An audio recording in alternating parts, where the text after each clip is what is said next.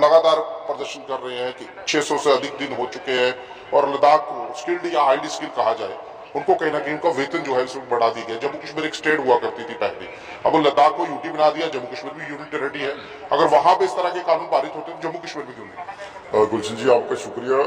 जो सवाल आपने किया कि उनका वेजी इन्हांस दिहाड़ी बढ़ाई गई, ये उनका दूसरी बार हुआ और दूसरी बार हुआ, लेकिन हमारे यूटी को शायद डेली वेजरों की या कैजुअल लेबरों की फिक्र नहीं है। उनको सिर्फ बड़े बड़े टनल्स या बड़े बड़े रोडें, बड़े बड़े ब्रिजेस की है जिससे वाहवाही लूट रही है। डेली वेजर की थाली खाली है वो दिखाई नहीं देती। 637 दिन से हम कंटिन्यू प्रोटेस्ट कर रहे हैं और उसके पहले भी हम 2017-18 से कंटिन्यू प्रोटेस्ट में कब बीच में प्रोटेस्ट बंद करते सस्पेंड कर देते थे। और 11 नवंबर 2020 को एलजी साहब को हम मिले थे, तब एलजी साहब ने ये कहा था कि आपके जितने छोटे इश्यूज हैं वो एक हफ्ते के अंदर हल हो जाएंगे। हाँ, रेगुलर प्रोसेस आपका डीडीसी इलेक्शन के बाद स्टार्ट हो जाएगा और जो लोग बचेंगे उनको हम जल जीवन मिशन में पोस्टर निकाल के उनको हम उस खाते में डाल देंगे। आज जल जीवन मिशन भी तकरीबन शुरू होने वाला है और कल हमारा एक साथी सामा को बता रहा था जल जीवन मिशन का जो आदमी आया उस प्रोजेक्ट में काम करने वाला, वह 3-3.5 लाख उसकी पे है।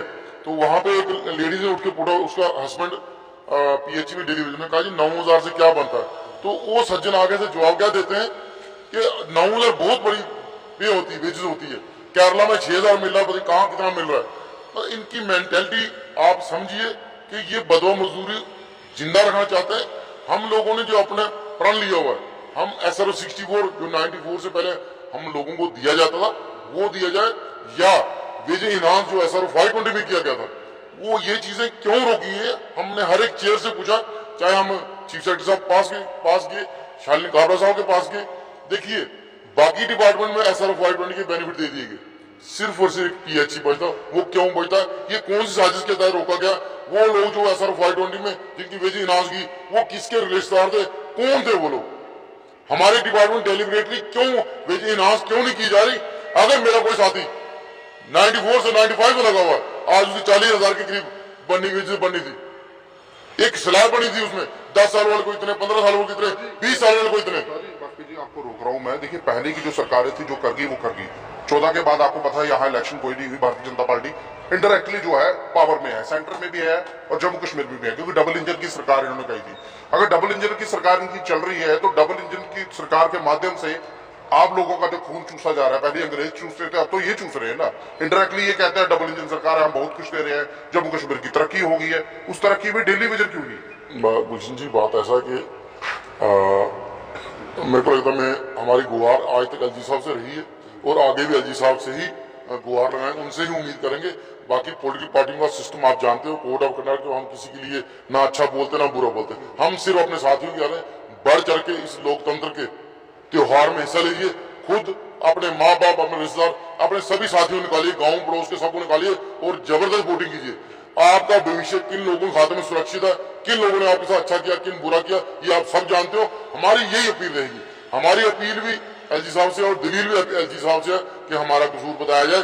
अगर हमारा छोटा भाई, जिसको ये छोटा भाई के लेने यूट्यूब कहते हैं, उसके माननीय लेफ्टिनेंट गवर्नर साहब या वहां पे वो सारा कुछ दिल्ली से ला रहे हैं, तो हमारे एलजी साहब भी कोशिश क्यों नहीं कर रहे हैं। पीछे 607 दिन से हम रोज उनको अपील कर, रोज गुहार लगा रहे हैं कि हम लोगों को बच्चे स्कूलों से निकाले जा रहे हैं। वहां पर जो एलजी है वो पॉलिटिकल नहीं है और यहाँ पर जो एलजी बनाया गया वो कहीं ना कहीं पॉलिटिकल पीछे से आ रहा है, पॉलिटिकल, क्योंकि ये कहीं ना कहीं रेलवे मंत्री भी रह चुके हैं।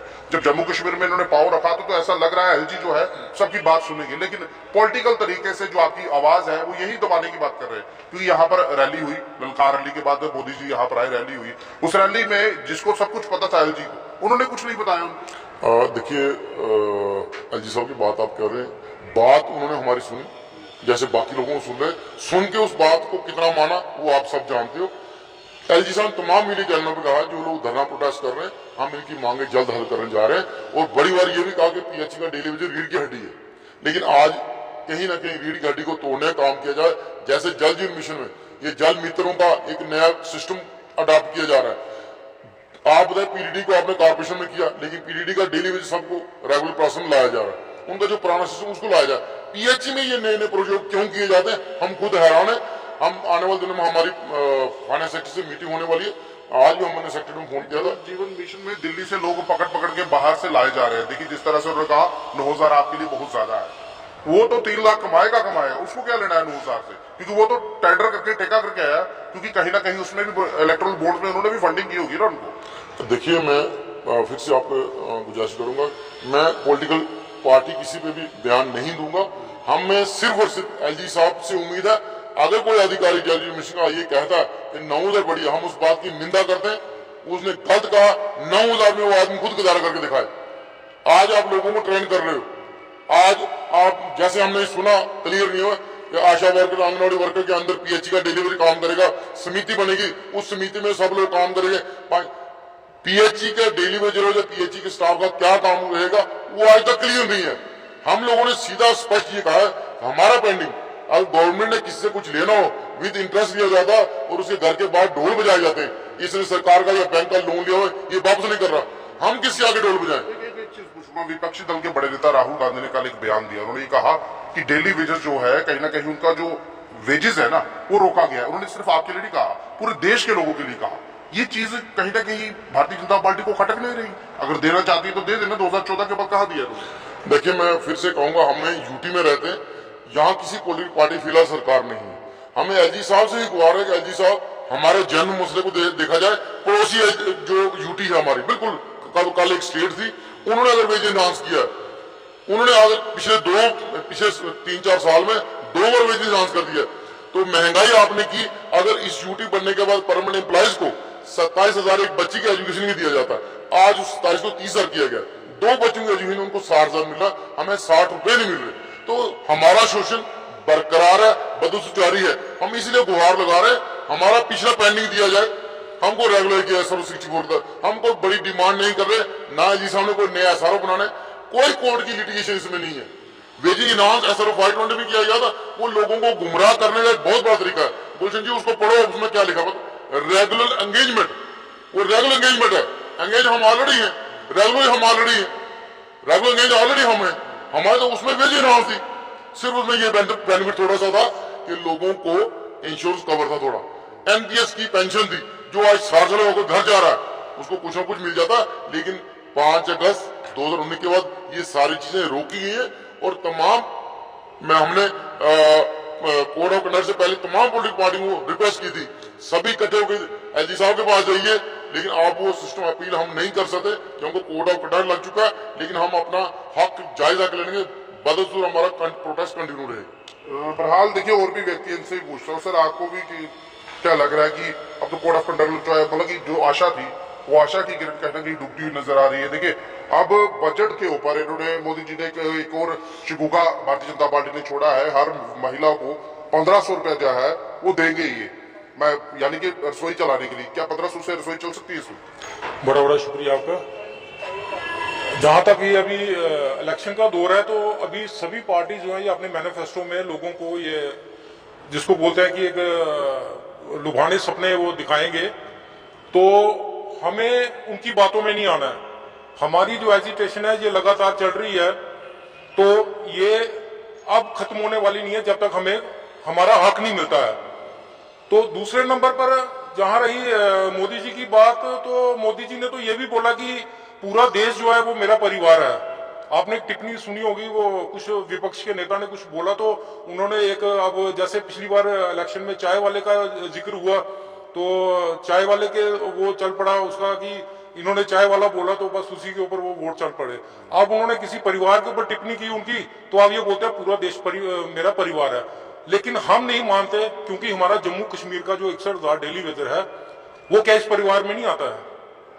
अगर ये पूरे परिवार को, पूरा अपने देश को परिवार मानते हैं, क्या हम लोग जो डेली वेजर हैं क्या उस परिवार में नहीं आते हैं?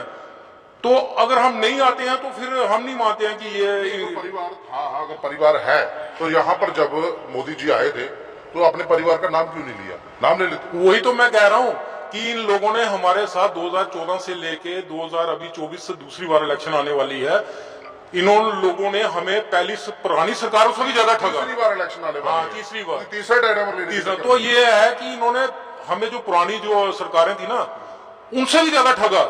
हमें इनके ऊपर बड़ी उम्मीदें थी, लेकिन अब देखो ना, हम गुहार लगा सकते हैं, एजिटेशन तो हम खत्म नहीं कर सकते क्योंकि हम अपने हक के लिए लड़ रहे हैं और हमें इसके लिए कोई नहीं रोक सकता। हमारा राइट है जो हम अपना राइट मांगेंगे और इसके लिए हमने तैयारी भी की है। अब चाहे हमें सुप्रीम कोर्ट तक लड़ाई लड़नी पड़े, हम सुप्रीम कोर्ट तक जाएंगे, क्योंकि इन्होंने SRO 520 को भी होल्ड किया है और SRO 64 को भी होल्ड करके रखा हुआ है। ये बोलते हैं कि ये SRO खत्म हो चुका है। अभी रिसेंटली अभी ये SRO 64 के ऊपर आपको जानकारी होनी चाहिए कि 3 अपॉइंटमेंटें हो चुकी हैं 94 के बाद। वो उन्होंने केस जीता है और वो अपॉइंट हो चुके हैं और उनको पूरा एरियर मिला है और उनको पेंशन भी मिलेगी। मैं अपने भाइयों से कहना चाहता हूं, घबराने की कोई जरूरत नहीं है, हम फाइट कर रहे हैं और करते रहेंगे। ये हमारी लड़ाई चाहे कोर्ट के जरिए अगर इन लोगों ने हमें लेनी पड़े तो हम कोर्ट में भी जाने के लिए तैयार हैं, हम पीछे नहीं हटने वाले।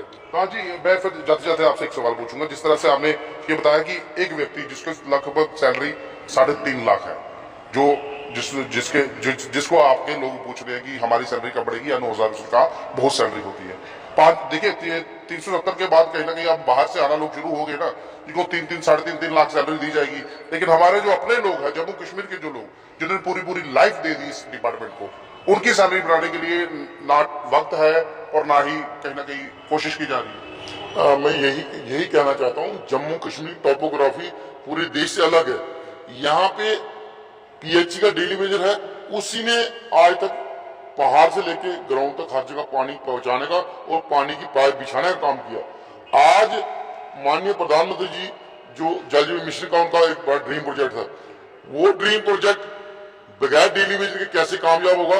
और अगर कोई उस अधिकारी आगे ट्रेनिंग देने के नाम पे ये क्या, अगर उसको पूछा, पब्लिक से पूछा जाता है कि 9,000 मेरा पति 9,000 ले रहा है, उसकी वेजेस कम है, तो वो कहता है नहीं जी 9,000 बहुत होती है।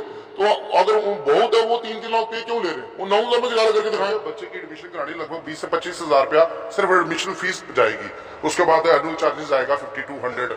उसके बाद उसकी जो फीस है per month 1500 per month fees जाएगी। प्राइवेट स्कूल की बात करो, उसके लिए जो सरकारें हैं वो तो कुछ कम कर नहीं रही, लेकिन आपको 9,000 ये कह रही कि 9,000 बहुत ज्यादा है। यही हम कह रहे हैं। अब जो महीना शुरू हो गया ना, ये 20-22 मार्च के बाद देखना, यहाँ डिलीवरी की संख्या बढ़नी शुरू हो जाएगी। क्योंकि अप्रैल तक ये सिस्टम चला। कारण क्या, डिलीवरी घर से भाग जाता है, बच्चे, बीवी, फैमिली का प्रेशर होता है कि बच्चों की एजुकेशन के लिए आप पैसे कहीं से भी लाओ, उसका पिछला जो बकाया स्कूल का जो पिछली पेंडिंग फी है वो दो, अगली क्लास में उसको एडमिशन मिलेगी। बच्चे भी हमारे साथी कहीं ना कहीं जलील होते हैं स्कूलों में। जब बच्चे को क्लास में सबके सामने खड़ा किया जाता है कि तेरी फी पेंडिंग है, तो नई क्लास में नहीं जा सकता, या पेरेंट्स मीटिंग में ये बोला जाता है कि आपके बच्चे के पीछे ड्यूज है, आप बताओ उस माँ पे, उस बाप पे, उस बच्चे पे क्या गुजरती है। लेकिन ये लोग जो हम बैठे हुए आज, ये वही लोग हैं जो वर्क फ्रॉम होम कर रहे थे कोविड में, और डेली विजिट ग्राउंड पे काम इसीलिए कर रहा, वो शोषण इसीलिए बर्दाश्त करता है कि आज नहीं कल मेरा भविष्य खत्म हो गया, मेरे बच्चे का भविष्य ठीक होगा। ये आपको क्या लग रहा है इस वक्त, जिस हिसाब से 2014 के बाद मोदी साहब ने 1500 नौकरी इस रैली में दी है। देखिए 10 सालों में 1500 नौकरी कितनी बड़ी उपलब्धि की है मोदी सरकार ने, जबकि वो नौकरी 1 महीने में हमारे लोगों को मिला करती थी और लोग खुश हो चुके हैं। मोदी जी आए और 1500 नौकरी दे के चले गए 10 सालों में। देखिए, मैं आपको एक बात बताऊं कि जनता बहुत समझदार है। वो कौन सी अपॉइंटमेंट ऑर्डर थे ये आप मेरे से बदीभांति जानते हो। हम यही कहना चाहते हैं कि हमें हमारा हक क्यों नहीं दिया जा रहा। अगर PDD के लोगों को आप रेगुलाइज कर रहे हो, म्युनिसिपैलिटी के लोगों को रेगुलाइज कर रहे हो, PHC के डेली वेजर का क्या कसूर है, ये सारी बातें हम जानना चाहते हैं। और हमें जो उम्मीद है कि हमारे साथी उन लोगों से जरूर पूछेंगे जो वोट मांगने आएंगे कि हमारा क्या कसूर है।